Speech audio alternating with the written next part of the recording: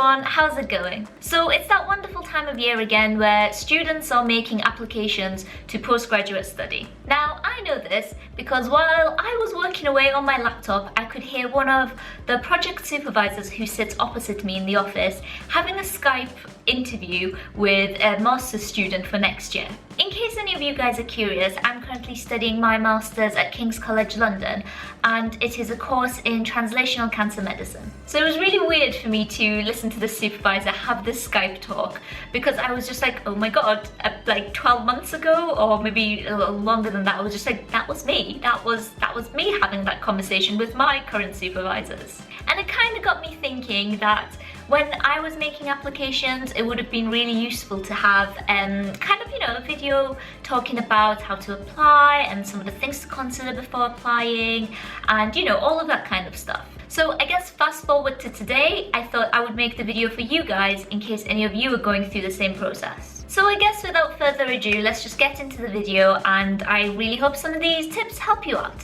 So number one, and this is a really important thing to consider, is try and think really hard about why you're doing a master's. I think it's really important to have a good reason for pursuing postgraduate study because it is a lot of commitment, it can cost a lot, it also takes up your time.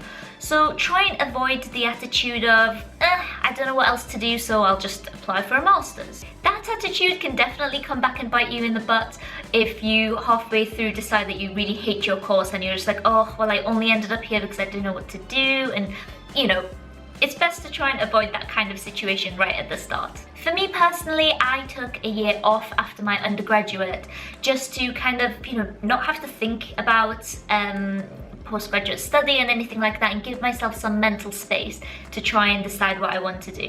And I'm not saying that you necessarily have to take a year off after undergraduate study, but maybe it's just something to consider. Tip number 2 is to consider 3 really important aspects before making any kind of application. So if you're already starting to think about postgraduate study and maybe you're going on different websites and looking at different courses, the 3 most important things to think about are, firstly, do you meet the requirements, as in do you have the correct degree or the correct grades? Are you aware of what the fees are? Are you able to self-fund it or find alternative ways of trying to get a scholarship or getting the course funded? And thirdly, have you thought well and hard about the location? This is especially important if you are an international student. You kind of have to think, do I really want to move to a different country? Or even if you are in the same country, do I really want to move to a different city or a particular city? I know these 3 things kind of seem a little bit obvious, but I just feel like I should let you guys know because they are very important things that you should think about. Okay, so assuming you've gone through the first 2 tips and you're already ready and eager to go, tip number 3 is look at the course structure. Now, when it comes to postgraduate courses, masters specifically, there are a whole range of different structures that the course can consist of, and I'm going to share with you the sciencey ones because I guess that's the area I'm more knowledgeable in, but I think it's the same with other subjects as well. So for example, in science there are 3 different types that you can do. The first is an MPhil, and this is usually the first year of a PhD, but there are universities that do offer 1-year MPhil courses. The second is an MRes, which is what I'm currently doing, and that is a Master of Research. And thirdly, MSci, and that is Master of Science. Now, all of these things do differ slightly, and the general trend is that MSci tends to be more taught and lecture based, whereas MRes and MPhil tend to be a lot more practical. So in my case, for example, my course is 12 months of solid lab work working on 2 different project rotations. And I picked an MRes very specifically because there were other MSci courses that did 6 months of lectures and exams and then the other 6 months in a project. But because I specifically was looking for lots and lots of practical hands-on work, I decided to go for this MRes. Number 4 is, as well as researching the course, make sure you research the department. So for example, I think this is really important because if you research the department, then you'll get a better feel of the overview of what your course is going to be like. I think this is especially important in science because you can apply to a project, but the project title can often change because as research goes, different titles and different projects will always come and go. So for example, if you apply to a specific project, that project might change, but as long as you know what that department works on or researches on, then you have a better idea of what kind of stuff you'll end up doing. And I think this is also important for doing kind of postgraduate studies that give you an option to choose modules later on. So for example, if you did a master's in biomedical sciences, later on you will have the opportunity to specialize, so maybe in cancer or neuroscience or respiratory systems or something of the sort. So it's good to get an understanding of the department, because say if you do this biomedical MRes and you want to do like renal diseases and their department don't offer anything to do with renal diseases, then that's something that you don't want to find out later on after you've already got in. Number 5, and I think this is so important, and it is to make contact as early as you can. So as well as making contact with the admissions team and asking questions about the application process, something that I personally think is quite important to do is to try and get in touch with the project supervisors directly. Not only is this a really good way for you to build a relationship with them early on, and sometimes they will even remember you, so when you actually do come to reply, they'll be like, oh yeah, I remember receiving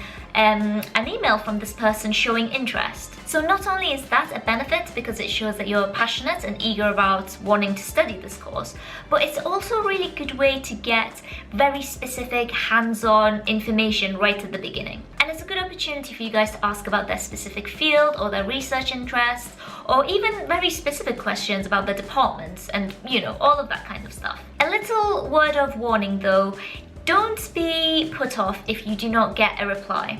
I know personally when I was looking into courses, I sent out around maybe 15 to 16 emails and I only got replies from maybe a third of the people. It's nothing personal. Being in a master's now and working with all of these academics, you see just how crazy and hectic their life is. So if you don't get a reply, don't take it personally. But what I would recommend is whenever you email or make contact with any of these individuals, always include something in your email like, I understand that you're busy, or I understand that you have a busy schedule, but I would be very grateful to hear back from you. And I think that's always a nice thing to do because it lets them see that you understand that they are very busy people and that they do have a lot going on. Number 6 is trust your intuition or your gut feeling. I think it's very important to do as much research as you can, and not just in the course but other things. So for example, research the city, research the societies, research all of these extracurricular things that could be involved in your chosen institute. But at the end of all of that, I think it's important to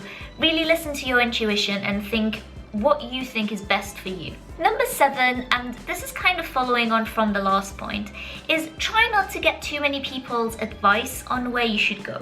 This is because I know that all of your friends and all of your family or the people you ask, they will all have their own preferences. So if you ask too many people for advice, then sometimes it can hinder you more than it can help you because it'll just confuse you more than anything. So I guess point 6 and 7 are kind of like together, but listen to your gut feeling. Number 8 is once you have decided on a handful of universities that you want to apply for, sit and write a killer personal statement. Now, I do plan to make an individual video all about how to write a personal statement because this is gonna sound weird. I really enjoyed writing mine. But in the meantime, try to do your research. Google is an amazing resource. So just have a look on there, look at example postgraduates, personal statements, and look at how you should structure it and the kind of things to include and the kind of things not to include as well. So yes, I think this is really important because what you want at the end of the day when it comes to your personal statement is something that's professional, informative, but also authentic to you. And after all of that, you're ready to make your application. So if you enjoyed this video, guys, please do give it a thumbs up because it would help me out a lot. And if this video was useful to you and you would like to support me in any way, then I will have links somewhere to my Patreon, Etsy, Instagram, and all of that stuff. Overall though, I know what it's like because I went through the same process and I know it can be a little bit daunting, but I honestly do wish you all the best of luck and don't stress, I'm sure it'll be fine. And also, if you do have any other questions to do with the application process or anything that you guys think that I could make a video on that would help you out, then comments are always welcome below. Anyway, Anyway, my lovelies, I hope you have an amazing day, and until next time, take care and I'll see you later. Mwah!